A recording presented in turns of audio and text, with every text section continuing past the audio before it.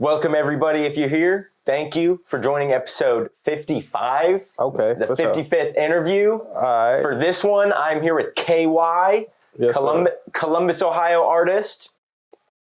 What else do you go by? Also known as originally PGA Almighty, PG for short, V2 Kayy to KY to Drew to Whyy, Lil Greg, Gregory, whatever, however you want to call it, you feel me? Number one, numero uno, 001, KY, all type of, more to come. But as of right now, we going by KY, that's the current artist name. But, most people also know me as, I guess my shortest abbreviation, PG, number one. But yeah, we'll leave it at that right now. You never know. I might change my name again. So go to the links. I think they should work still. Go to the links in the description. All right, man. So how long you been making music? I've been making music for I've been writing music for at least 20 years, at least. I've been actually releasing music as far as like Apple Music, Spotify, dropping music videos, things like that for about like 7 to 8 years, closer to 7 rather than 8. So I'll say like 7 years at this point. I want to say it was exactly about 7 years since I dropped my first music video. So, and that was something I did with one of my peoples, me at the time, Bag Boy Trail. He's also rebranded a couple times since then, the G Pharaoh to 11 twice. But that's my boy Trail. We shot our first video in like January 2019, dropped it in February. So let's say for right now, I've been dropping for like 7 years. So hopefully, lucky number 7, this must be you feel me? He said, people tend to don't like me, but my image is priceless. It's the mirror a liar. It's suspenseful and the tension is rising. Am I getting the sign sent? It's my ear. Am I fixing to shine now? I think so. For sure. Hell yeah, thank you. yeah, for sure. So what got you into releasing music? Like why? After writing for so long? Well, releasing music, I've been, okay, let's say even prior to that, I want to say I was definitely on SoundCloud back in probably like high school. Mm-hmm. I used to record on my phone.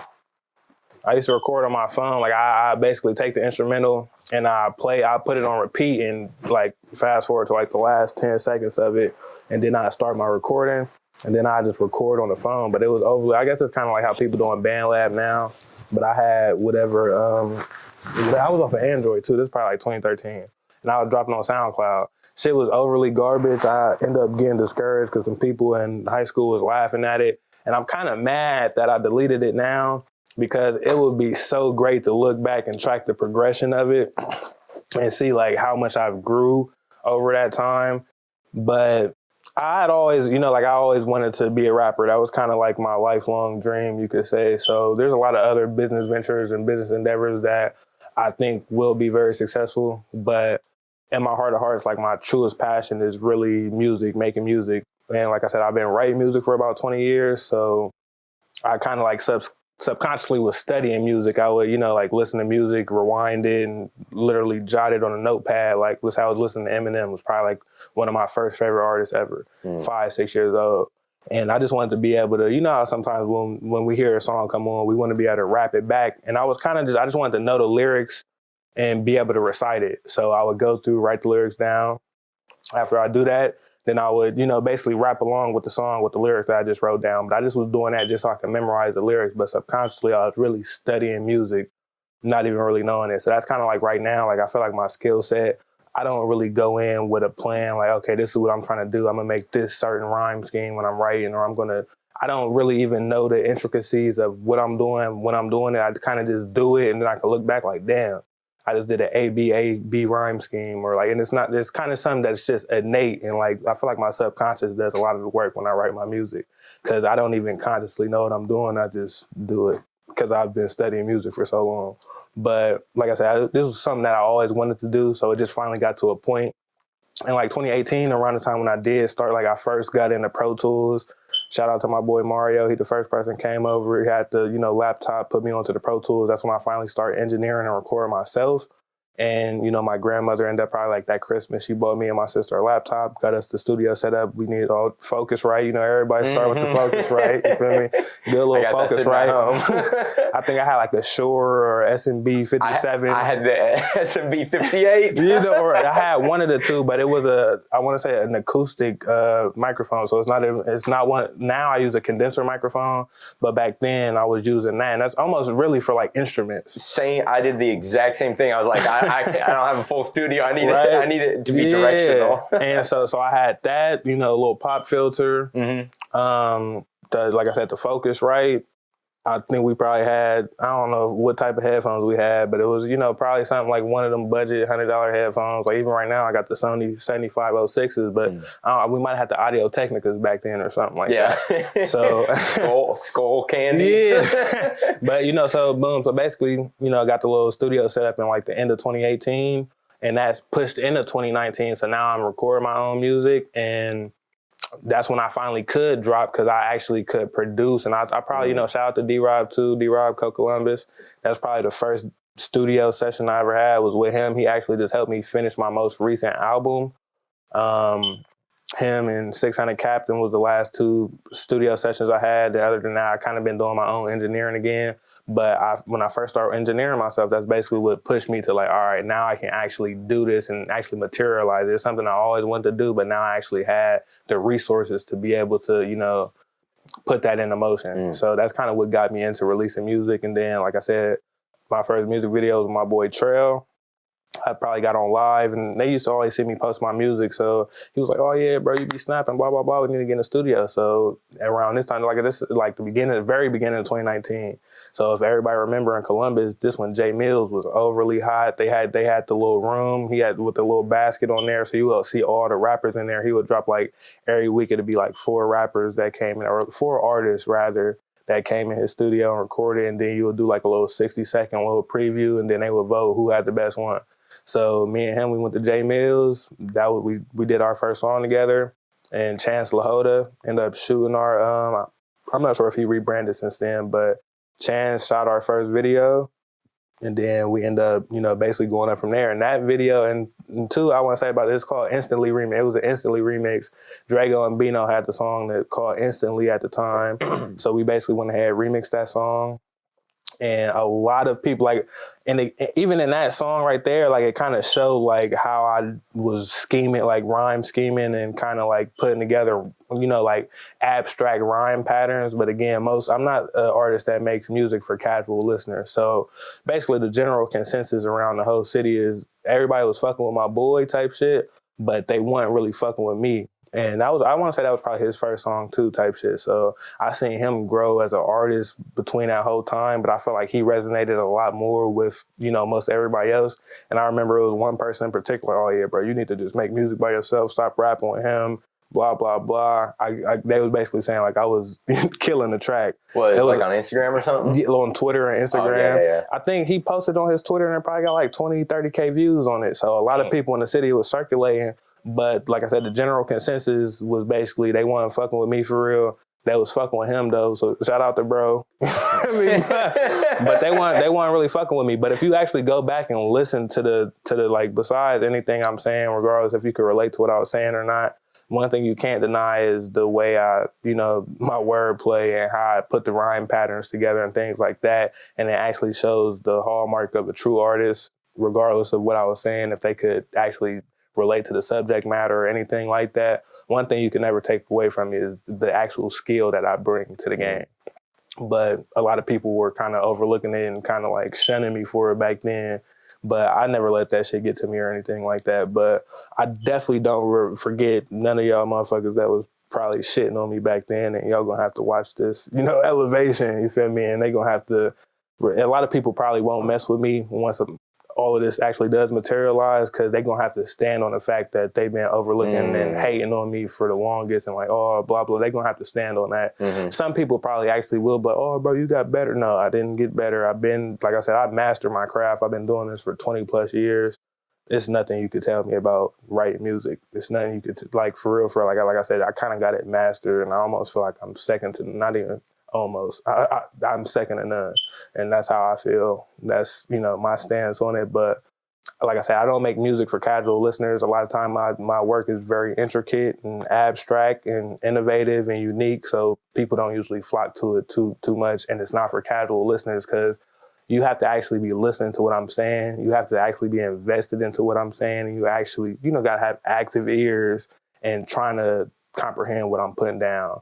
And you kind of got to look, it forces people to think. People don't want to think when they listen to music. They just want to hear it and feel, but I think my music, you got to actually think about what I'm saying. Like, it's a lot of, like, say that same music I dropped in 2019, people could probably pull up songs now from 7 years ago and listen to it and catch something that they didn't catch over this whole last 7 years. Like, I got that type of timeless music that make you go back like, damn, that's what he said, or that's what he meant, and you can still connect dots and put pieces of the puzzle together after listening to a song dozens of times over all these years and be like, damn, he really been talking this whole time.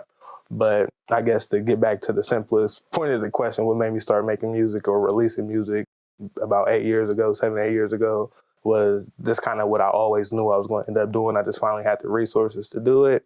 And shit, I've been still staying consistent for the last 7 years doing it. So we still on the grind, still, just chopping wood, carrying water, appreciating the journey. But it's definitely been a long one. But I think we on the brink of something for sure. And I even said in my most recent album, Why's Words from a Decent Man, which is much more than just a title, I said, even like right now, we're in my mother's basement right now.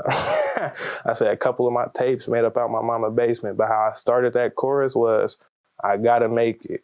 How can I be patient when I'm hot? I'm not complacent. So then in this most recent album, I basically said, drop dead weight and then I grow. I've been patient and I so gotta make it. Is that quote not verbatim? So what I'm chasing, getting close, I can taste it. For real, like I'm on the brink of something and I feel it and I'm really putting all my energy in it. I'm 100% invested, 110% invested in it, and I'm gonna keep going until it materializes. But like I said, what I'm chasing, getting close, I can taste it for real. So God gonna prepare a table for me in front of my enemies, and they gonna have to watch, and there's a lot of people, still a lot of hate, a lot of people overlooking me, but at this point, I'm past the point of validation because I know who I am. I know the skill I bring. I know exactly who I am and where I'm headed. So I really don't let any of the numbers get to me anymore. It used to be discouraging just looking at the numbers and being like, damn, if you're not getting support, like even like I probably just posted something earlier, I might got like 13 likes on it over a few hours. And that's really, I guess, a minute number, but now I'm more focused on the 13 people that's actually supporting as opposed to the 500 people that just looked at it and scrolled past it or didn't. You feel me? Like, so now I'm like I said, I'm past the point of seeking external validation because I'm so self-confident in the work that I'm putting out and what I'm doing that I know is really undeniable, to be honest with you. So the right people hear it and the right people find it, the people that actually aren't casual listeners, that are actively listening and do actually see the value in the work, I'm just trying to find my tribe of people that my work actually will resonate with, because a lot of people always try to tell me, oh, you need to dumb it down, or bro, don't nobody want to hear that, it's too complex, or blah, blah, blah. Like I said, I've been doing this for at least professionally for like 7 years, right? Ain't no reason for me to switch up now. I'm just going to keep on perfecting my craft even more, keep on, like pushing it and trying, if I could every day get one more fan, that's just leading to the goal of building that. Like, even think about like somebody like Nipsey Hussle or even like J. Cole just did a little tour, or like driving around in his Civic selling his CDs out the trunk, something that he did back in the day. But Nipsey, I want to say he dropped the album, he was selling it for $100. He didn't have he wasn't the most widely known, person, but let's say if you got 1,000 supporters that grabbed that album for $100, you could do the math, you feel me? Like, so I don't even got to be the most well-known person. I don't got to be the most notorious, but if I could find that cult fan base of 1,000 loyal people that's going to support every single thing I do, every time I drop merch, they're going to cop it. Every time I drop an album, they're going to pay for it. That's going to get me to where I'm trying. And really, my idea of success isn't really too far-fetched. Like, let's say hypothetically, if I work a 9 to 5 right now, so say hypothetically I make $50K at the job or my occupation I'm doing right now. If I can make that same $50K doing music, then that's success to me. So if I can make 50K annually off of doing something I love to do, I don't got to go in, clock in, punch the clock to do something I really don't see myself in the future doing, or might not be overly like my main passion is creating music, writing music.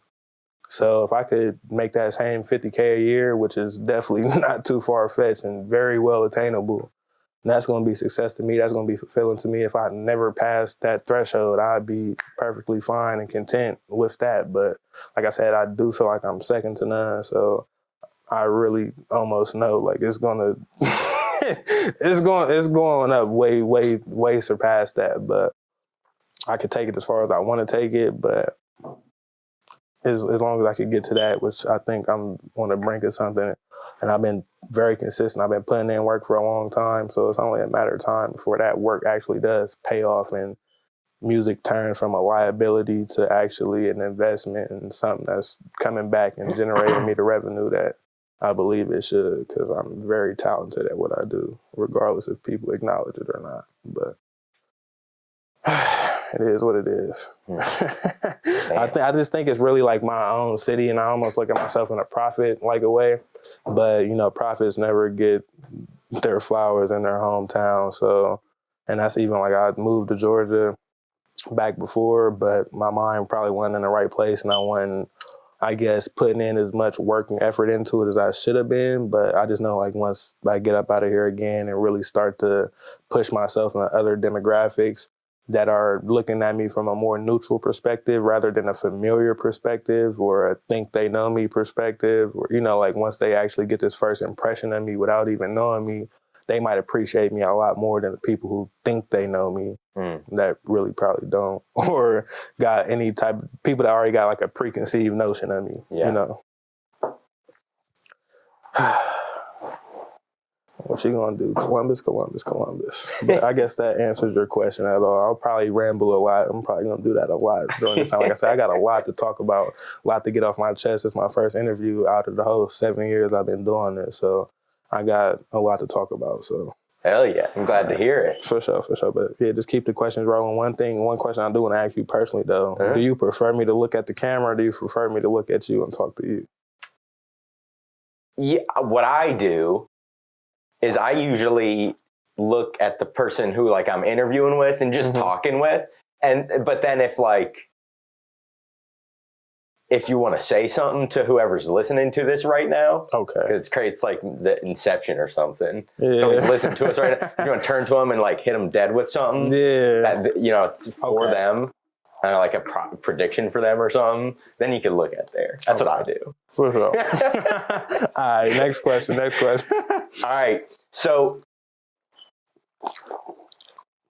with that very in-depth kind of picture you gave of who you are and where you're at right now, what are your goals then, your main goals? Okay, so as far as music is concerned, or just in general? Your whole life. I mean, okay, it all kind of affects each other. So I guess it's your biggest goals in life. So I'll start with the short term. Is right now, I guess I'm really focused on continuing to build my brand as an artist, but within that, getting all the business oriented, you know, like just getting all my business endeavors correct, because, you know, as an artist, you know, sometimes we just want to make the music, put the music out, but it's really a business. So one thing, you got to be your own manager. You got to be your own marketer, promoter. You got to, you feel like, so it's a lot that goes into it. You got to promote the music. You can't just make the music. You got to make the music, promote the music. You got to, you know, network with people. You got to build these relationships. And I'm an independent artist, and I don't plan on signing at all. So right now, like, I'm kind of getting my own record label just so that way I can make sure, like, I just got everything legally, you know, accounted for. So even like it's the beginning of the year right now. So there's a lot of things. Like I said, I engineer myself. I've been making my own cover arts. So now I'm also trying to get, I guess, let's say some of the short-term goals is learning how to produce my own beats and learning how to edit my own videos, because nobody's really going to see your vision the way you're going to see it. So I just know, like, when it comes to at least visuals are concerned, a lot of times I might have to send it back to the videographer for like revisions, or they still might not see it exactly how I see it. So I just know I would be able to put my vision into the video more than I could just giving that vision to somebody else. But one thing I do think I would like to do is, like, even I've seen something with Kanye is he might, or like Cassidy was talking about how he might have 20 people come in and ghostwrite a verse for him. And through them 20 people, he might take one thing he liked from each one of those 20 people and compile it into one compilation of a verse. So not one person just wrote that verse, but he just kind of dissected what he liked from each one of them. And that's something I would probably even do, like, with the visual aspect of it. It's like, I know my vision and I put my vision out there, but then I might still also want to reach out to other videographers because they might have a different perspective or a different vision or different ideologies that might actually resonate with me. But instead of giving them full creative control, I would probably just, have my own vision and then be able to be like, you know what, I like what you did there. Let me go ahead and implement that into what the foundation I already had created. Or I might like his idea as well and kind of, do something like that to where I'm not limiting myself to my own perspective, but I'm still making sure I'm completely in control of the creative flow of how things go. But right now, I'm just learning how to make my own beats, edit my own videos. I already can engineer myself. I'm already making my own cover art, cutting the middleman out completely. And like I said, I have the LLC for the record label. So that way I can get tax write-offs for, everything that I need and just have the business side covered. And those tax records will help. They'll allow you to get business loans. Right. And so with that, having that LLC, the EIN, now I could go apply for a business bank account. I could route all the money and transactions that I'm paying towards my music through that bank account. I can also have all the profits and, that I'm seeing from that go through that bank account. Build that, and then that'll make me eligible for something like a business loan. Now they're saying like, okay, this is the income you're generating. Also have that business plan so I can go out and try to instead of looking to reaching towards the label for, funding, I can go and, do it myself by reaching out to a bank like, hey, this is what I do. This is my business plan. You see, I got a year's worth of this, stuff going on in this bank account, and they'll probably be more willing to give me the money I'm looking for. And then even past that, then, okay, now I got a marketing budget. Now I got a budget for visuals. Now and now I could do and expand a lot more than just how we, a lot of us run and gun videos and just, we're just trying to make something and do with the resources that we have. We don't really have many resources sometimes. So one thing I could say is probably why my music career hasn't took off as much is because I haven't had as much to invest in things like marketing and promotion or high budget music videos and very quality, like more cinematic type of visuals, or even just mix and mastering. A lot of us artists don't even buy exclusive rights to beats. You know why? Because shit, I literally probably got 200 plus songs out. You think I'm about to pay 200, 300 for the exclusive rights to, you know how much money that'd be if I had, so. But if any producer ever do see this and I ain't got exclusive rights to your beats, just contact me. We go ahead and get the royalties splits laid out or whatnot. But and get to a point also like when you're up and coming artist, you probably don't got the budget for that. But so instead of any of y'all ever hating and trying to get my music took down, just contact me. We can get the business laid out, make sure y'all get y'all's royalty splits, or I purchase the exclusive there, and then we could, get y'all not only the promotion from it, but y'all still reap the benefits that y'all do deserve. Because if y'all get my music took down, then it's not helping anybody. Y'all or me. So let's get the business right first. But that's basically what I'm doing, is trying to be more business oriented with my music. But outside of that, the other goals is also, like the record label Mind Over Matter. It's basically there's a logo I've been drawing where it's basically a M over top of another M with a $100 blue strip in it. I've been drawing that for like the last 15 years on my homework at school and all type of shit. And back then it was like in middle school, like, me and my little clique or whatever we was running with. It was kind of like Money Mob at the time, right? But kind of grew and outsourced that. And even now, you see like me and my boys more so PGA now. Shame that we had to part ways. We had a great stint. But so I kind of outgrew that. That was kind of like some middle school shit, but I still end up like, I love that logo. I end up making that logo, and now it's more something, instead of Money Mob, it's Mind Over Matter, which is the first M, mind, over the second M, matter. And it is something I actually live by now, self-control, discipline, and really just, like even in like my most recent album, again, I'm gonna get back to that second track on there. I basically said I'm spiritually blessed. Yes, it's deeper than the physical. Quit living through flesh. And that just comes again, a mind over matter. Sometimes, just fighting those temptations or those urges and being strong enough to, have that discipline and implement that and making the decisions and choices that you need to be a better man or just a better person in general, and overcoming all the, generational curses that we may have and things like that. But, just always staying strong in the mind and trying not to live in the flesh or in a physical world or living for external validation or just, succumbing to our vices and shit like that, being able to make better choices to get better results. And that's one thing I've been learning over the last few years is taking accountability with my own life and basically not trying to point the finger or play the blame game or like, man, if this would have never happened or you would have never did this, I would have never been in this position, or I'm in this position that I don't want to be in because of something you did. Everything I'm looking more so within, like, what did I do to contribute to the position I'm in? Or why am I not in a position that I don't want to be in? What could I have done differently? Or what am I not doing to get myself where I want to be? Or, every time I have a problem or anytime I have a hardship or, setback, delay, even then I can usually always pinpoint, like, you know what, it was something that I did that contributed to this, or there was something that I could have did that I didn't do to where I wouldn't have been in this position. And a lot of times it's, maybe even a lack of discipline and even just being more so self-aware is, I know like two of the things I lack most is punctuality and patience. So that's two things I've been focusing on, like building, being more patient and also trying to be a little bit more punctual. And those two kind of feed each other. Like a lack of punctuality can lead to a lack of patience, and a lack of patience can lead to a lack of punctuality. So kind of just trying to overcome all of those weaknesses and again, like become a better man, use a mind over matter to get there. But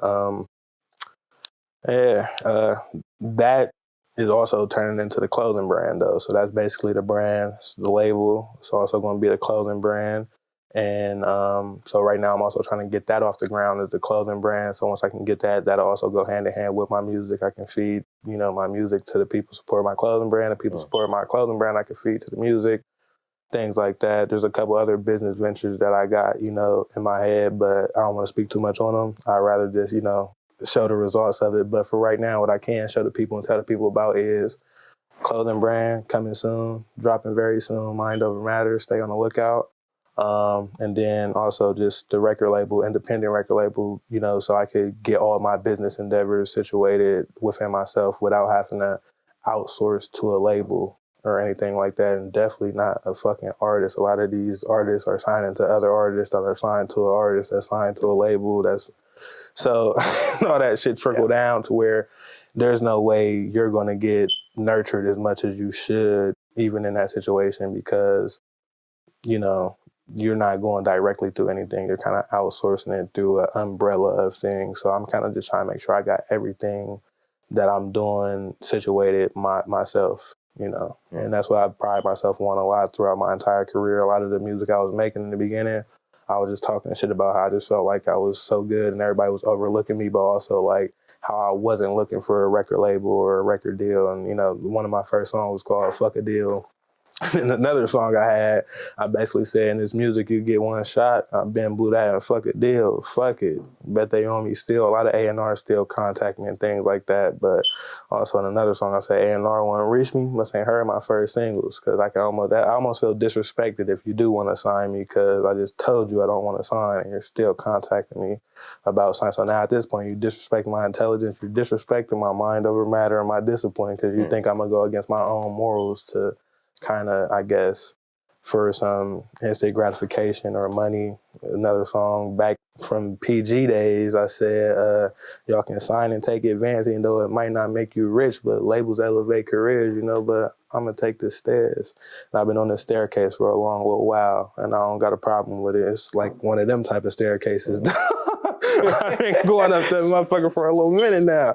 But you feel me? This is the best way. And I know when I actually attain what I'm looking for, it's going to be that much sweet because I didn't have to compromise my integrity to get it.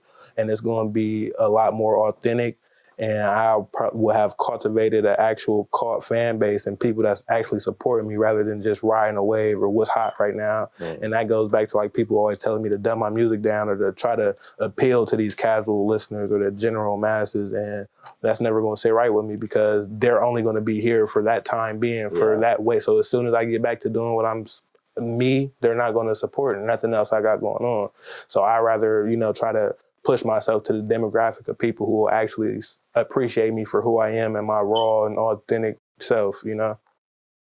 But I guess those are my main goals right now. To ramble again, getting business oriented with my music, starting the clothing brand as well, getting that off the ground. But ultimately, I do see myself as just an entrepreneur and businessman, owning land, you know, eventually start my family, maybe even own some farmland. I'm a holistic guy as well, too. So what I do for my occupation, I'm a produce manager. So kind of goes hand in hand. I definitely deal with produce me some vegetables, some carrots, some fruits and things like that. I'm a ginger turmeric tea type of guy, very holistic, but I do, you know, also want to get into, I guess, like the more holistic way of living in general. You know, because it's a lot of polluted water out here, all the, you know, harmful chemicals and things they're putting in our toothpaste, in our water, and our food supply.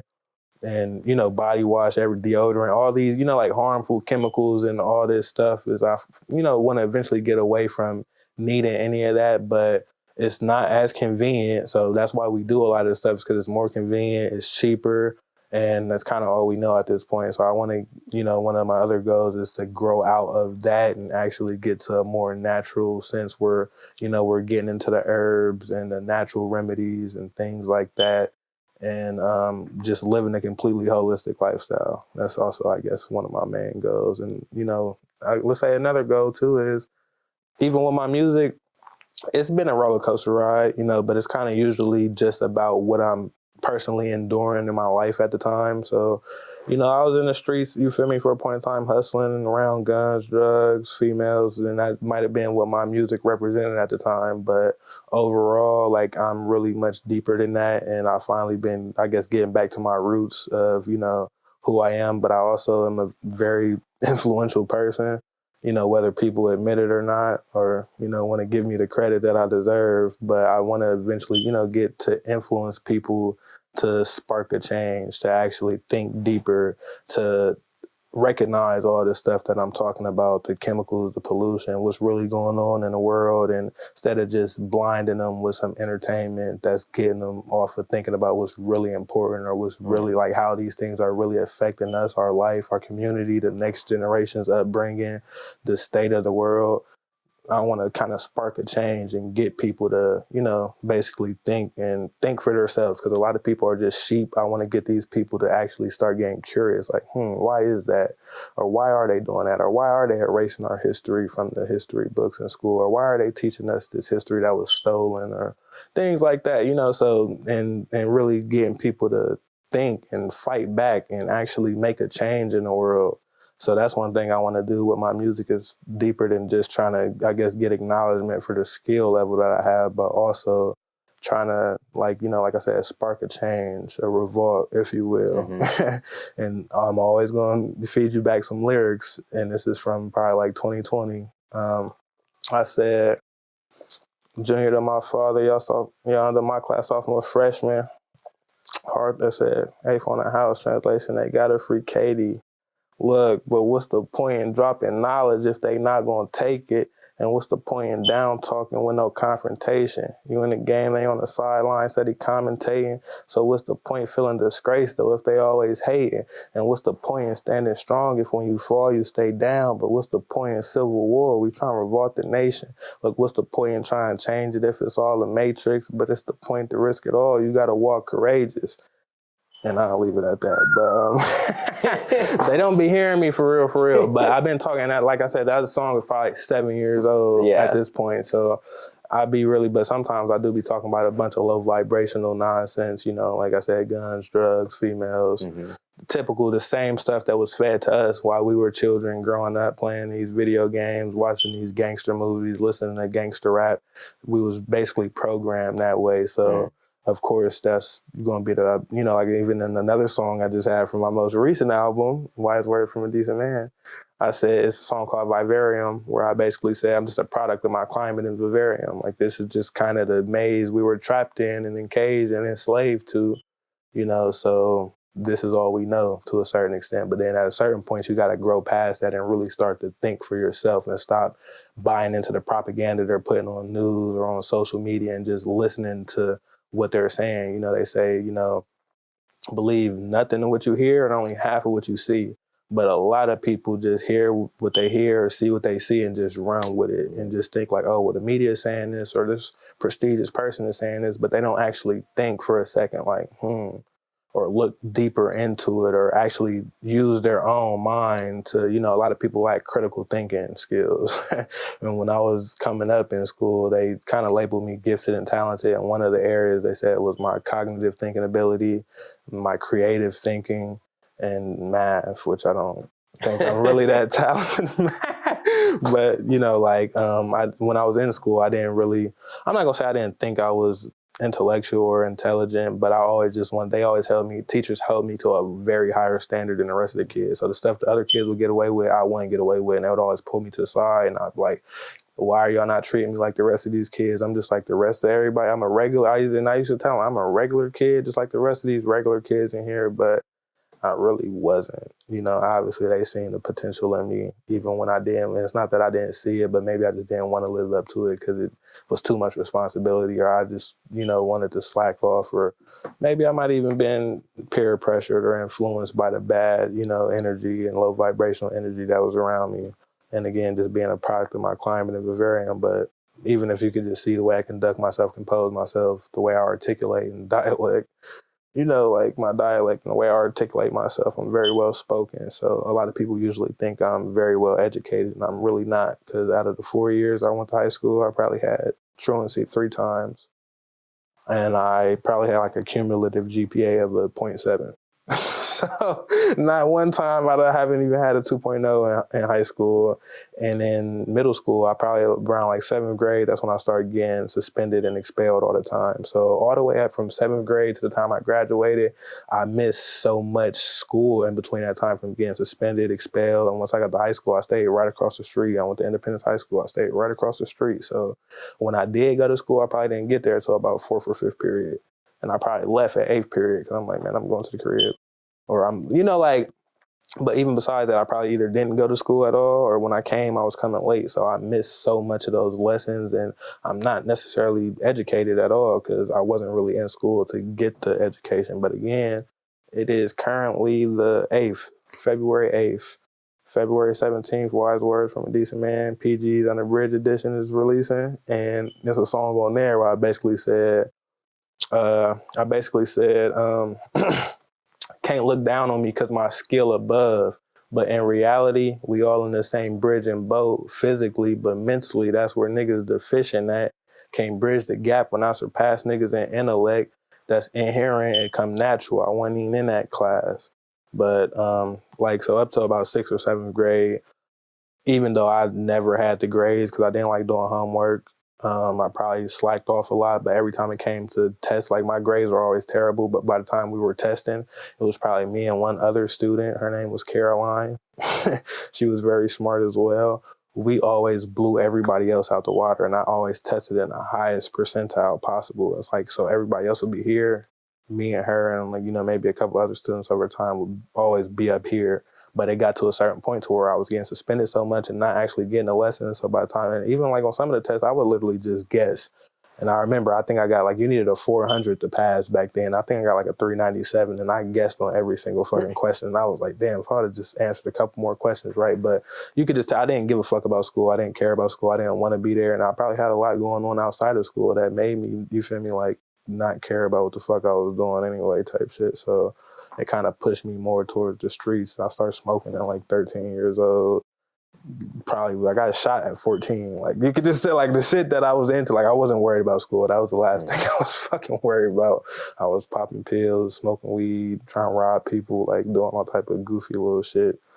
Could just misled, hanging with the wrong crowd of people. And I was always hanging out with older motherfuckers. So if I was 13, 14, the motherfuckers I was hanging out with was probably 16, 17, 18, 19. So I'm getting into shit at that level as opposed to being in 7th grade, 8th grade, doing the shit my peers doing. I wasn't really hanging with my peers. I was hanging out with damn near adults at that point in time.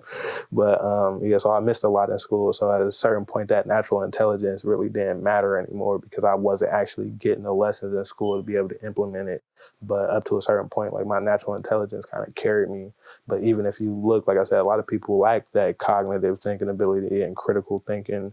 And a lot of people aren't creative either. A lot of people are just followers and sheep, like I said. So can't bridge the gap when I surpass niggas in intellect. But a lot of people are deficient mentally, but that's where my music comes in, where I'm trying to make a change and provoke people to actually start thinking for themselves and questioning things. And another song I said off this same Wise Words from a Decent Man, PG's Unabridged edition, I basically said, damn, what the fuck did I be? I make so many songs, I always forget what I said. But I basically said something like, I said, basically don't get caught up in the hype of other niggas' life when you don't know what's going on behind the scenes, because it seems shit ain't never what it seems. That's the main reason being that I question everything. But I always question, I need to know the why, when, how, who, where.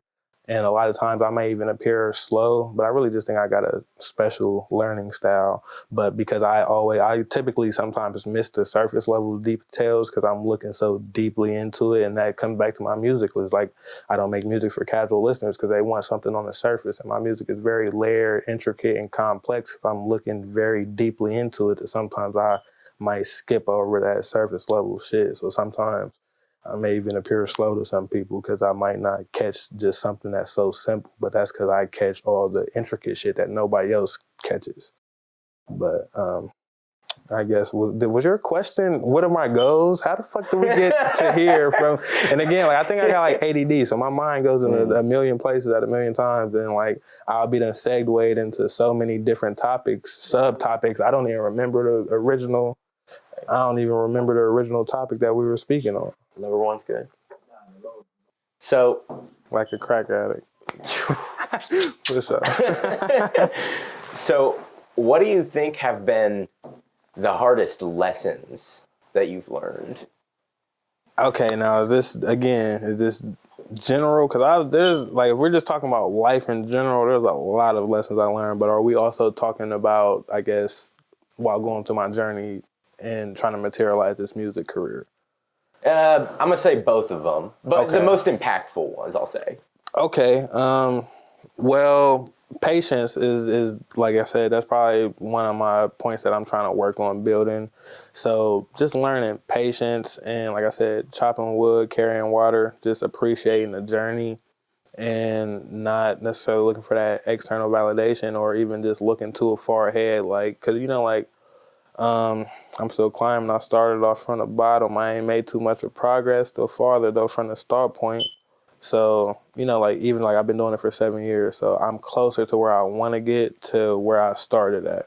So even though it still looks like, and then in another song, back from PG, a lot of the stuff I'm talking about is PG, no 13. But I basically said, am I even close to my goals? I don't know what I'm reaching for.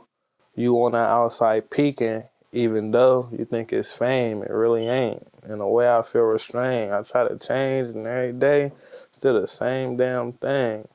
But basically just learning patience and being able to, like I said, get that one fan every day instead of just looking like, man, how am I going to get to 10,000 fans from where I'm at now?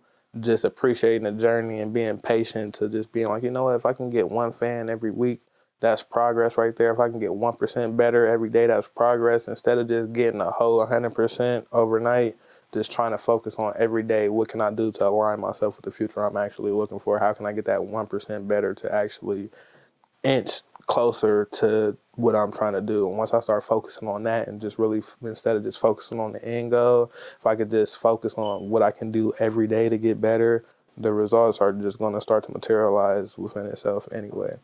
So one thing I can say is patience instead of just trying to rush everything. And I think I probably rush a lot in my life where I be just so wanting things to happen, or when a lot of us probably do want instant gratification in things we do, but I could definitely say my gratification has been very delayed.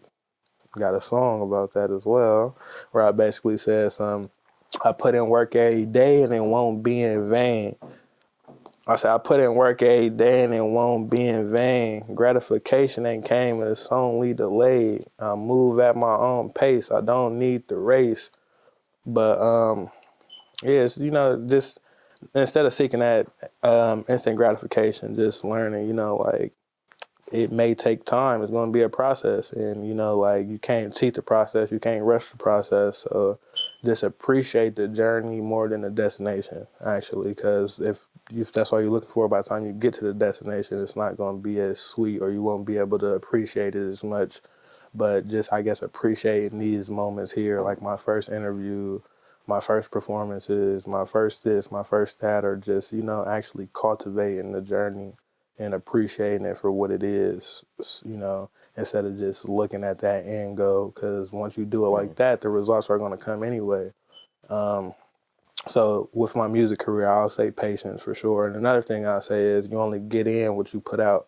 So back before, when I wasn't really investing much into marketing and promoting, I probably would just be posting on my Instagram and think like, man, ain't nobody fucking with me, blah, blah, blah. But I'm not actually pushing a promotion, a budget. Like, I'm not putting no money behind marketing and promoting. So of course you're only going to get in what you put out. And some people, especially in the city, sometimes, it's a popularity contest. So some people could just come straight out and go straight up. But then you got people like me that have been doing it for like 7 years, and people just overlooking or laughing or, hating, whatever the case may be, or just don't support, for whatever reason, whatever personal reason they got.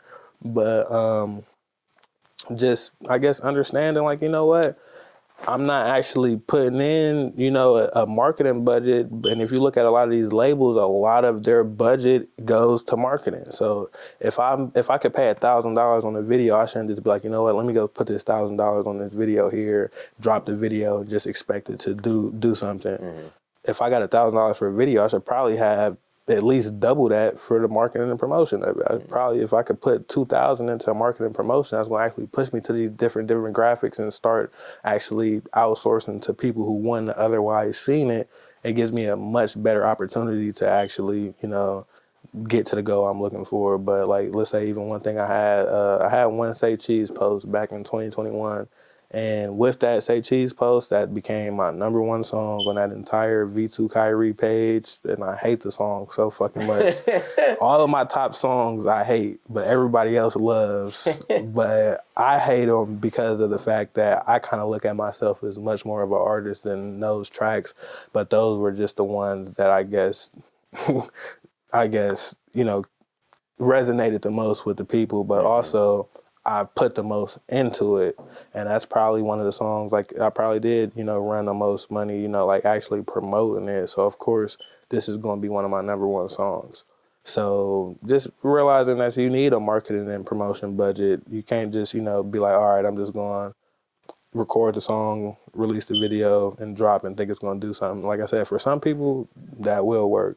But for most artists, that's not really, I guess, realistic of a goal. So you got to be able to, you might even got to pay other people to promote it, like, or other influencers to use it. You might got to pay blogs to post it on there. If you look at a lot of the top artists, they go through a lot of different blogs. College Kids, the Say Cheeses, the Rap House TVs, all of these different places. And you'll see them on each one of them. And they're staying relevant. They're staying in your face. They're in every different demographic. They're buying features from other bigger artists and shooting videos with other bigger artists, bigger videographers, and kind of just like networking a lot more, getting in these different areas, different states, things like that. But it's kind of pay to play in a sense. So you get out what you put in. So you got to be willing to invest in yourself if you actually want to see, something come back from it. But then as far as just in life in general, always stay humble, show humility. Like, let's say, like, a lot of my music after PG, I went to V2 Kayy, and that's where I was more like at this point in time, shit, I'm getting money now. Like before that, I was probably a lot more humble before that because I didn't have nothing, right? Like even like right now, like this is probably the situation I was in prior to that. Right now, I'm in my mother's basement right now, eating noodles, right? But so back then, I didn't really have much. So that's all, like I was a lot more humble because I didn't have nothing. But then once I actually start touching money, or like once I start turning 20, start getting a warehouse job, start actually having my own money. Then after that, I start hustling and I start seeing fast money. And that's when I'm like, shit, I ain't never had nothing growing up. When I went to school, I didn't never had new shoes. I didn't have new clothes. Probably had 1 or 2 pair of shoes throughout for the whole year. Might be the same shoes from last year. Motherfuckers probably had holes in them, all type. You feel me? Like shit like that. So I was probably looking from a more grounded perspective. But once I started getting that fast money, I'm not gonna say I let it get to me, because I mean I've still always been a down to earth person. If you know me, and like I always show love. I don't never look down on nobody. But in some of my music, that's probably what I was probably, like, how we like generally diss people, like, oh yeah, you working at Target and blah, blah, like that type of shit, right? So like I probably did talk some shit in that artist once I started getting some money, because I was getting fast money, and I'm like, and I wasn't necessarily targeting anybody, like working people, but it was probably people that didn't like me for whatever reason, and I might have, like, damn near probably been sending subs at them, like, oh, y'all broke, blah, blah, blah, this, and that. So I started talking about people being broke.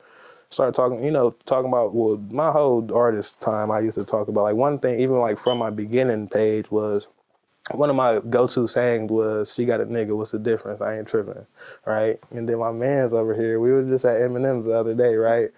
And so it was a female, came out to Eminem's, I get to hollering at her. And it's funny too, because we were shooting a music video, and right after the line where I said, trying to freak thoughts, no, that is not the go. Literally right after that bar, the girl walked past, and I was like, how you doing? Blah, blah, blah. got to hollering at her real quick. She came back out, I got to hollering at her, and she basically ended up hitting me. Like after we was, chilling, talking for a few minutes, she like, yeah, I got a boyfriend, right?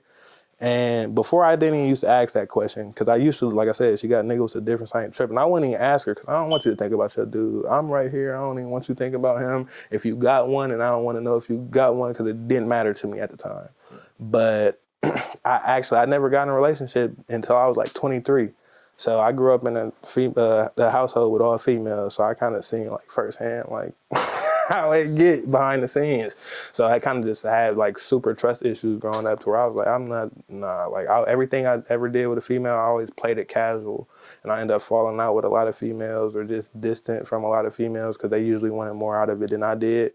I never ever wanted to take that next step to actually be in a relationship. So I finally got in a relationship when I was 23. And it made me see it from another perspective.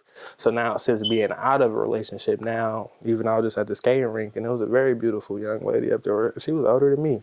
But I was talking to her, blah, blah, blah. Everything was going good. Then I asked her, I'm like, yeah, are you single? And she was like, no.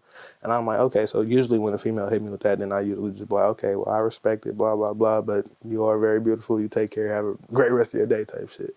And I just leave it at that. So it's like, because now I respect it a little bit more. Before, I would kind of be on some like, oh, well, as long as it's not my man, like if it was my man's, or I know you love her, it's your baby mom, something like that, it's your girlfriend, I stay away from it. But other than that, I'm like, well, if I don't even know her boyfriend, I don't owe dude no loyalty, so it ain't nothing to me. You feel me? Like, that's not my problem. But I guess I respect it now that I've been in a relationship, so now I kind of be like, I'd rather treat people how I want to be treated, because, you feel me, I wouldn't want nobody messing with my girl. I've been cheated on. So like that shit is not a good feeling. I ain't gonna lie to you. So you feel me? Like now that I can see it from another perspective, like, damn, this is what I've been making people feel all them years type shit. When I've been, you feel me? Like, so now I kind of respect it a little bit more. So that's something I guess I learned. Treat people the way you want to be treated, regardless. And energy don't lie, and intention don't lie. So even if you don't think like, oh, you doing something wrong, I feel like everything comes back, like, so all the energy you put out eventually comes back to you. So all them years where I was messing with people's females and shit like that, then, it ain't no fun when it rides. Another song I said is Unreleased, Identity Crisis on the Way. I said, it's #1 and I'm snapping out of love. All that rapping, it's no fun when a rabbit got the gun. Back to what it once was. Back in the city, back in the slums, for real. We definitely are in the trenches right now. But I'm living with it, right? But yeah, so basically, you know, like it's not no fun when a rabbit got the gun. So I was doing all that rapping about fucking niggas, bitches. Then when your bitch getting fucked, it's like, oh, it's not so funny now, is it, huh, buddy? It's not funny. But you know, it definitely built some resilience in me. But again, just made me treat people with a different type of respect, regardless if I knew them or didn't. You know, so and then at the same point, you know, some people's ideology is probably like, well, that bitch fucking anyway. If you don't fuck her, the next nigga gonna fuck her. And, you know, they not wrong for thinking that way, but I still just be like, I don't want to be the person to, you know, contribute to that adultery or infidelity, because I wouldn't want that in my, and then that also mess up your perception on love or reality to where you probably can't trust a female from that point. So even when the real thing is in your face, it might be hard for you to ever trust, or you going to be, especially like you see a lot as a side nigga. You see how grimy and disloyal and dishonest and untrustworthy females could really be, because they'll be in a loving relationship on social media or posting how much they love this, you know, they man. And it works both ways, men with women too. So it's not even just females that's like that. Men is like that too. But you just kind of see like how you could think of females in love or in a loving relationship and the type of lengths she'll go to lie to her man and sneak around and be deceptive and disloyal. So it kind of lucky, like, it'll ruin your perception on love, and you'll probably never really be able to trust a female regardless if she is trustworthy or not. And also, like, you putting that type of energy out, you probably never, it's going to be hard. I'm not going to say never, but it's probably going to be hard for you to find something real, because, you know, like, you put that energy out, it's going to come back to you and something. So even when you do probably fall in love, like me, I fell in love, and, you know, shit, everything came back on me tenfold type shit, you know, but it really just make you a stronger person. But like I always say too, with great power comes great responsibility. So a lot of people, once they go through something like that, that'll probably fuel their villain arc. And then another song I got, you know, we're going to go to the lyrics every time. I said, another song I said, I basically said, damn. I said, bear with me for a second.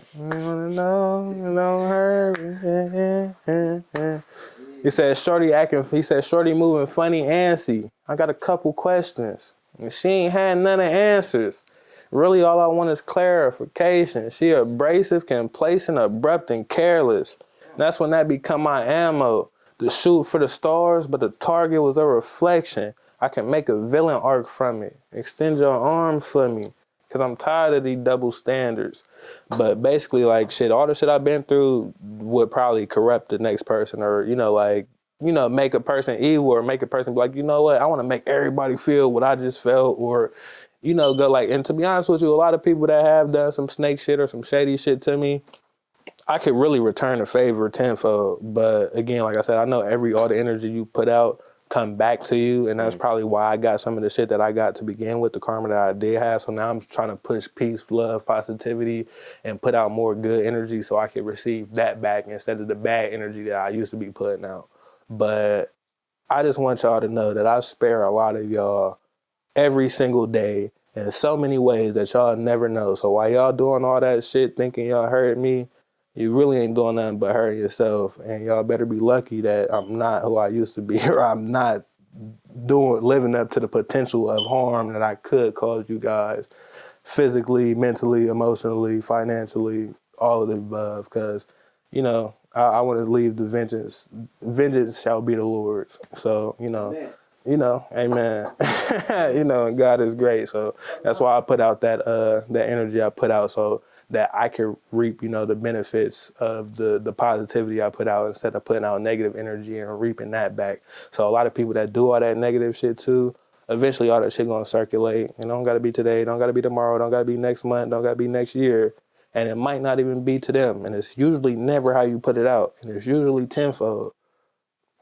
A lot of people, sometimes you might listen. I think I used this analogy before. It's like, let's say you talking about, oh, this motherfucker fat, blah, blah, blah. You always dissing fat people. And that don't mean you gonna get fat, but what if you have a fat child now? That's all you've been talking about fat people your whole life. Now your child fat, or you've been talking about this retard and blah blah, and then you have a child that has a like a disability, and now you got to live with it in that way type. So you never know how life works, So that's why I try to always be, and I don't really be judgmental. I'm never really looking down on anybody. Because I feel like I said in that song, we all in the same bridge and boat. I don't think nobody is better than the next person. We might got more, we might know more, we might be in a better position, but at the end of the day, we all human. We all go through shit. We all make mistakes. None of us are perfect. So I don't never really look at somebody's situation and feel better than them or try to down somebody for them situations, because the way life works is the same situations you be talking about, you could end up in that same position. So all that time I was making all that fast money, ended up moving to Georgia with maybe literally a single dollar to my name. And I think I still got that dollar in my wallet. It's like my lucky dollar. Because when I left, I didn't even have enough money to catch the flight down there. I had to get, like my grandmother and my girl at the time to send me some cheese to even catch my flight. Because I tried to hit one of them little half off joints and it didn't go through. So I had to, do I got my dollar in here? You know what? I might have gave it to a homeless person or something. I think I did. I think I had that dollar in here, and I think I gave my lucky dollar to a homeless person. But I'm like, you know what? They needed more than me. But when I went down there, I only had $1 to my name, and I started off working at Kroger when I got down there. This is at the end of 2023, when I was just getting probably thousands of dollars a month. And I had a job I was making $20 an hour on top of all the money I was making on the side of that. So then I went from that to not having nothing. I just gave away my apartment, fucked up a $2,000 Amex, had a 740 credit score, fucked that up. You gotta, a lot of times I'm a hard-headed motherfucker, and a lot of times I gotta make mistakes in order to learn from it. But I went down there and I was working for I started off making $14.50 an hour down there, which is something I would have never even considered when I was down here, because I had so many resources and so many ways to make money on top of so many different job opportunities that paid much more than that. So like I said, just realizing, what, this is a position I'm in and I'm gonna make the most of it, and I'm not going, look down on this $14.50. I'm gonna use this, I'm gonna, and work my way up, and shit. Within 6 months, I became a backup manager. Within another 6 months, I became the manager. So it only took me a year to go from that $14.50 to now getting 20 something an hour as the manager. And, so I guess that's what I say. Another life lesson is, never look down on anybody. Always know that what goes around comes around. Don't ever think it can't be you. Don't think, just what goes around comes around, and it usually comes back tenfold. But just putting out good energy, positive energy, and being humble and showing some humility. That's some of the things that life has taught me. And also taking accountability for your actions, because like I said, every choice, decision, and action you make has an equal and opposite reaction. So if you keep on doing a bunch of, things that aren't aligned with the future you want for yourself, you're not going to get there. But if you do, you will look up and see the fruits of your labor, and you will reap what you sow, whether it's positive or negative. So that's why I put out as much positivity as I can. So shout out to everybody that I be sparing. God will prepare a table for me in front of my enemies, anoint my head with oil, my cup overflows. So we shall see it materialize. But I just know I keep putting in work. I'm very consistent. So I'm going to reap what I sow, and everybody else going to reap what they sow too. So I just hope, y'all sowing something that y'all willing to, actually face the repercussions of. For sure. Yeah. We're back. So. For sure, go ahead. For sure. The question I got for you is, with the picture that you've painted of who you are, what you believe, your character. I stand on that for sure. My morals, my character, my integrity, dignity, them type of things that a lot of people also lack. But continue with the question. I'm about to cut you off. Where does that lead you to what you have going on right now, both in music and in life? Well, in life, just, like, even like I said, every day trying to get 1% better. Every small win, counting every small win to get to that more self-discipline, more self-control, mind over matter, like I said. But Wise Words from a Decent Man. That's the album I just dropped. Good looking. That's the album I just dropped. And like I said, the title kind of, speaks for itself. And it's a lot deeper than just a title. But the title kind of stems from Drake had a bar in a song he had called Successful. And where he was like, why? I think he started off the verse like, wise words from a decent man back when I was trying to put a ring on Alicia's hand. It's very funny because my ex name isn't Alicia, but it rhymes with it though. But, enough about that. But basically, like I just feel like, even like with me having this interview with you, like I said, I got a lot to say. I feel like I got a lot of value. So I have these type of conversations in my everyday life. And I feel like everything I usually say is very wise, very valuable, holds some type of weight to it. And I feel like I'm a very influential person in all aspects and areas of my life, when it comes to my job, when it comes to my family, my friends, my music, anything like that. I really usually feel like I got a lot of knowledgeable things to say, or just, like words of wisdom. So that's basically where the title comes from, Wise Words from a Decent Man. And also, if y'all remember, type decent was my lingo, like I had, where I was like, oh yeah, that's type decent. So I had a lot of people saying that. So people kind of also could correlate the decent to me as well, but also just the wise words that I speak. So I guess that speaks to, what I got going on with music. My character is, because I do see myself somewhat wise, but I know, a wise man once said nothing at all. And I even got a track on that Wise Word from a Decent Man. It's called Crash Dummy. It's a song I engineered myself in 2018, and it had an open verse on it because it's from 2018. I thought I was going to have somebody hop on it, but now 8 years later, 8 years later, I'm like, man, I was going to cut the open verse out and condense the song down, but I was like, you know what? I got a better idea. A wise man once said none at all. So that whole first, it's a 16-bar verse with nothing on it. It's literally just the beat. So I got my chorus, then an open verse, my chorus, and then my verse. So to even hear my verse on that song, you got to sit there and listen to a whole 16-bar open verse of nothing. And in the parentheses, the song was called Pootie Too Good, because in Pootie Tang, he had the song where he literally said nothing at all. So, but, basically, also, like, a wise man once said none at all. Quotations, I learned that from Drake, is another song I had from like 2019. So it's kind of been referencing Drake for a long time. I guess you could say he's somewhat of an influence to me too. But what was the question? What was the question? It was of what you have going on right now. How my character speaks to that. Mm-hmm. Like, I was just basically explaining what the wise word from a decent man was. But I feel like what I was going to say was, I feel like I'm very wise, but a wise man once said none at all. And a man that is wise know that he still has so much to learn. So there's infinite knowledge out there. So even though I feel like I'm wise, there's a lot that I don't know. There's a lot that I'm naive on. There's a lot I still have yet to experience. But within all my experiences comes with all this wisdom and, like, that I do carry now. So, but I still know there's a lot of wisdom for me to gain out there. But I try to preach that on to people and always give them my perspective, or, like, just always encouraging and just speaking words of wisdom, you could say.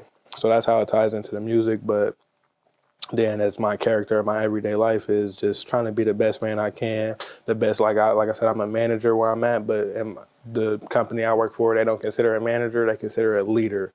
So I'm a produce leader, but within that leadership role that I've been in for about a year and a half, I have been learning a lot of leadership skills that, basically translate outside of work, even to where now I'm seeing that I'm growing into my role as a man, to where my family can look up to me as a man, my younger siblings can look up to me as a man, my peers can look up to me and kind of see that I'm actually taking care of my man responsibilities and actually leading by example.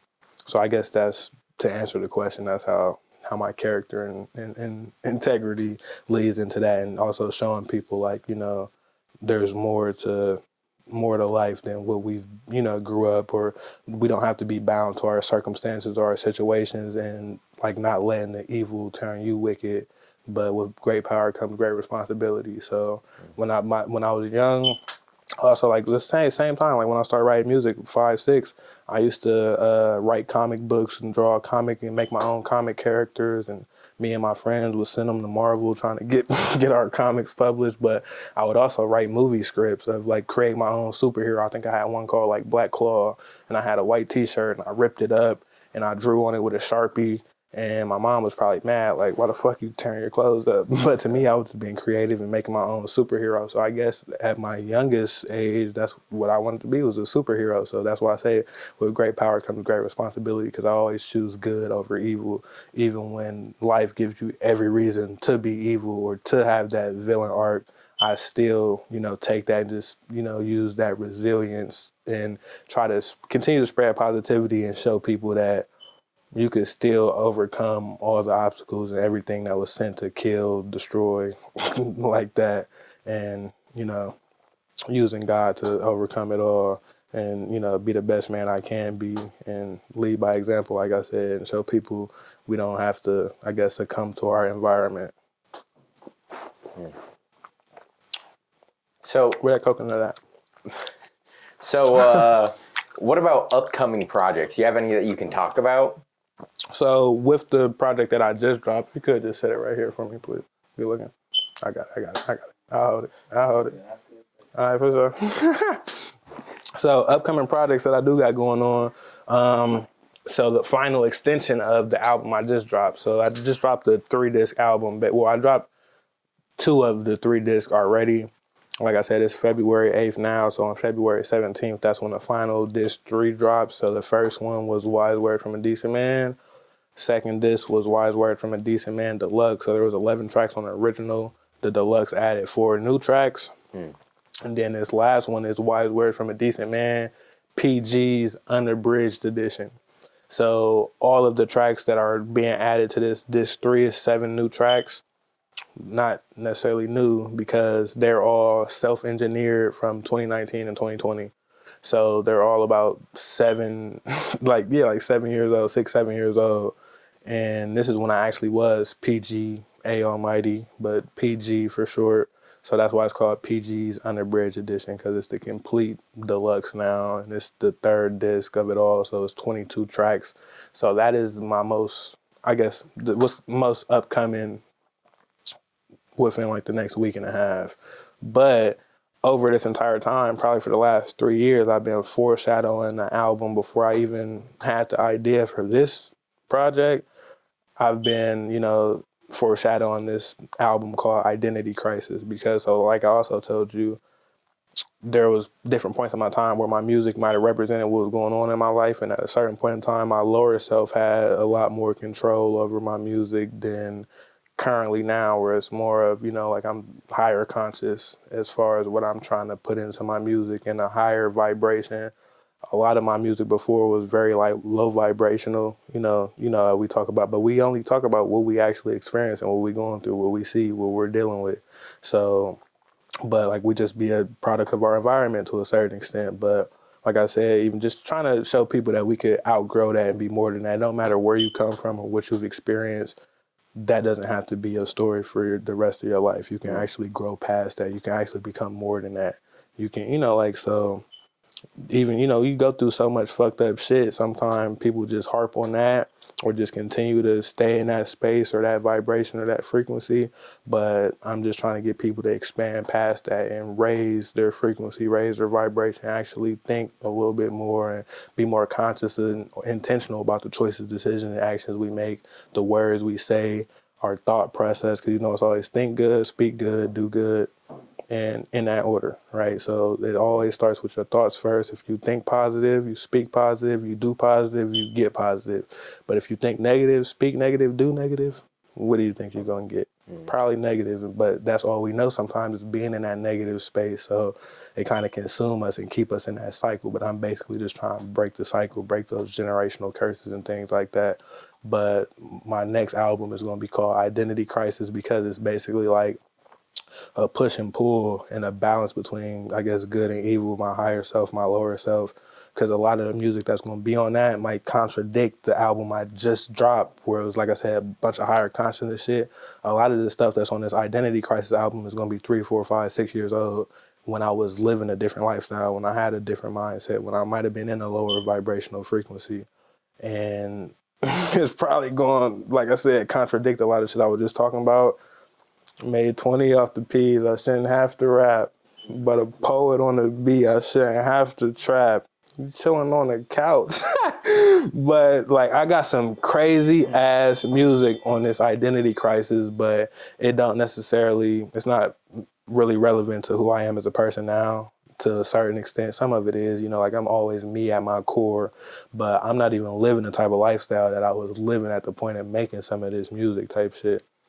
But it's just a balance between my lower self and higher self. And also I got a song on there, like when I said, it's #1 and I'm snapping out of love. All that rapping, it's no fun when a rabbit got the gun. But that song is called You're Probably Wondering How I Got Here. And that was about, like I said, I'd never been in a relationship till I was about 23. And I said I had lost my peace and lost my sanity. Can't repeat. I still spared her, but she thought she hamming me. Damn, it's deep. I can't trust this bitch as far as my fetch can reach and can see. First round exit, can it be? Oh yeah, it's he, it's me. It's #1 and I'm snapping out of love. And that's why it's called You're Probably Wondering How I Got Here. Yeah. And it's kind of like Eminem on 8 Mile. It's like, you know, like he already ran himself down and told you all the, even in my most recent album, I said, I'll show you the good, the bad, and or the good, the bad, the ugly, and the hideous side. You know, so in my music, I'm showing you not only the good, not only my progress, not only, you know, my accomplishments, but I'm also showing you my vulnerability and how, like I just said, went through that toxic ass relationship, got cheated on, got this, got that, blah, blah, blah. You know, like, but I'm not afraid to put that out there. I'm not afraid to show my vulnerabilities or show my weaknesses or, you know, show shit that a lot of people try to hide. Even I'm doing that with my content creation too. Like I just totaled my car and I posted that, you know, and a lot of people, you know, unfortunately, you know, RIP to the Camaro, but V8 on the way, you're supercharger. but you feel me? Like, but also, like I said in the song back in the day is, I ain't been sad about my past in a minute because I know where I'm at and where I'm finna be. Ain't tripping, surely. Like, I know what I'm destined for, so I don't got a problem showing my little losses because I know the work I'm putting in every day and what I'm striving for and what I'm going to eventually become, and I'm still becoming every day, just becoming every day, learning every day, experiencing every day, getting better every day.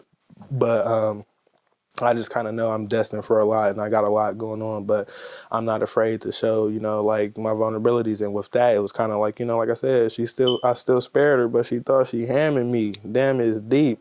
And I said, I can't trust this bitch as far as my fetch can reach and can see because it fit the rhyme pattern, the rhyme scheme.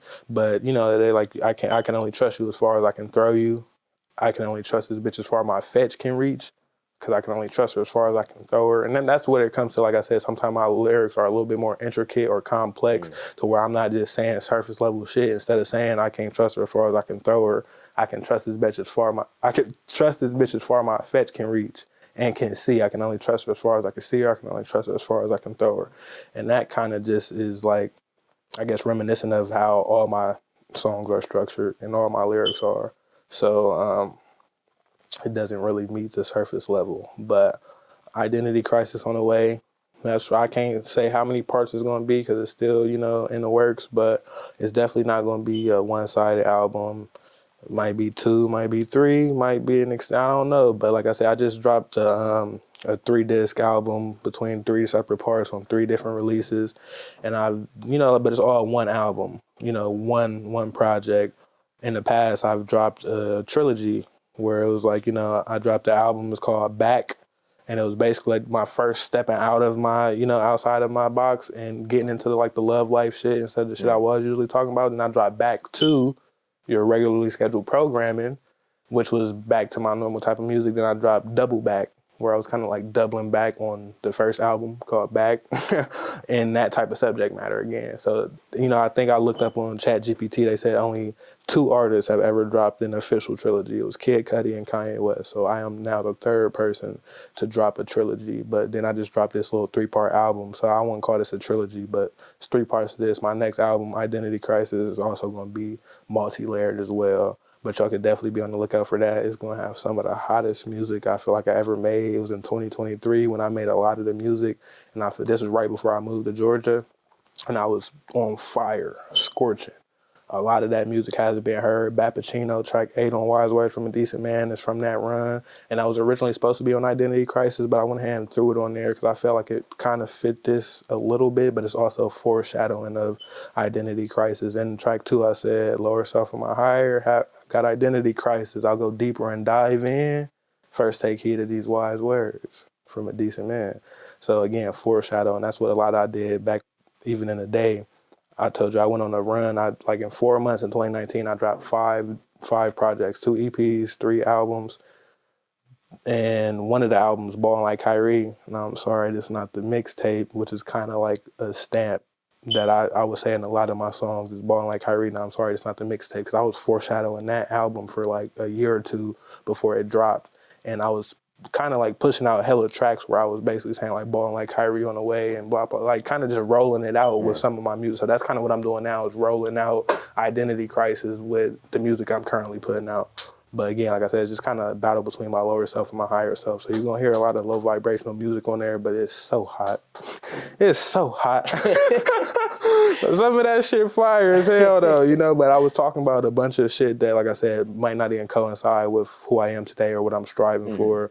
And almost didn't even want to put it out because I'm like, this is not the type of message that I want to send to the youth. I don't want to, so some people might be able to hear it and, detach from it or distinguish that from actually like who they are or what they're striving for. But some people might hear that and it might influence them negatively. So that's why I was kind of almost skeptical about putting some of this shit out. But I'm just, giving my testimony. This is who I was, this, what I came from, and this is how I got to where I'm at now. So again, like just showing people you can rise above your situation and you don't have to be bound or stuck to your situation or circumstances. So I'll, show them who I was at my lower self, and then I'll also, show them who I am at my higher self and where I strive to be. But after that, I'm probably going to be my music would probably be more aligned with like the wise words from a decent man. And as I continue to learn and grow and experience as a person, I'll even become more and be more of an influencer, a prophet, and hopefully a revolutionary.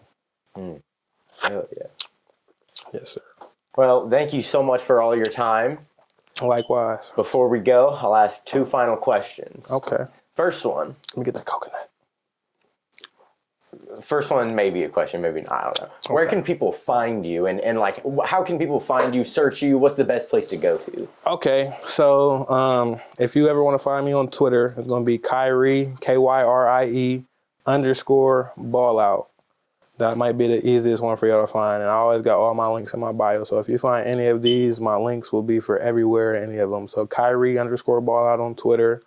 On Instagram is 2K.YRE.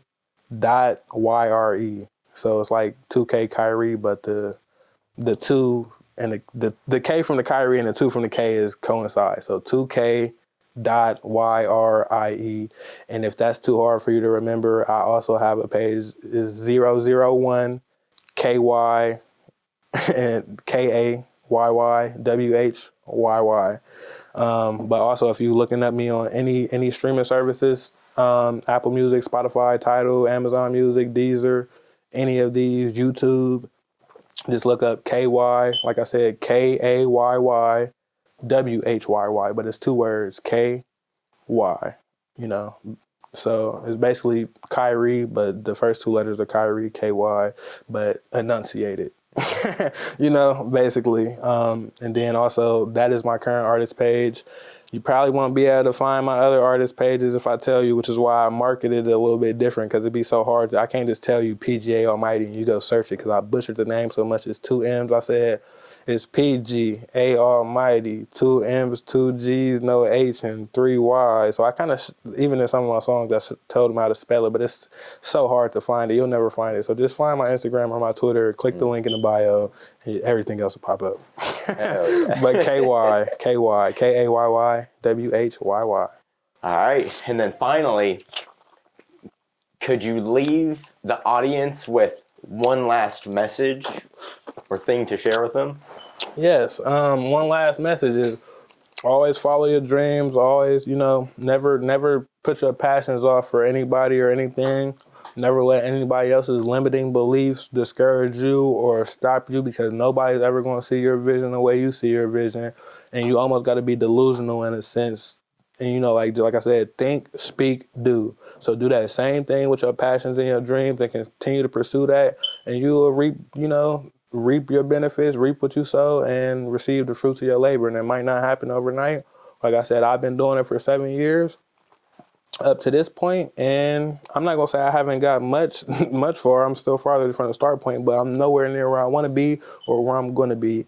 But so you guys seeing this right now are kind of seeing it. I don't want to say at the beginning stage, but I'm still at the floor level right now, still on the staircase.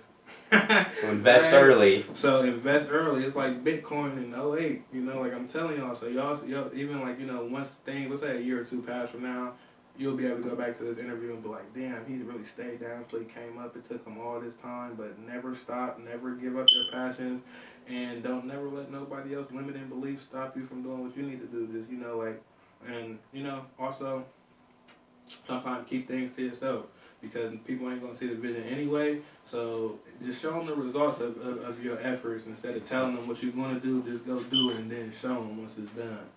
But I'll just leave y'all with that. And I hope I see y'all on this run. It's lonely at the top. Meet you there, boy. Reaper Dirt, you heard me? Thank you so much. If you made it this far, hope you have a good day and drink some water. And I hope it's warm wherever you're listening at. Rain water. Say that. You know what the fuck going on, man? Yeah. All right, man. Thank you, man. That was awesome. Thank you, man. I appreciate you. Right.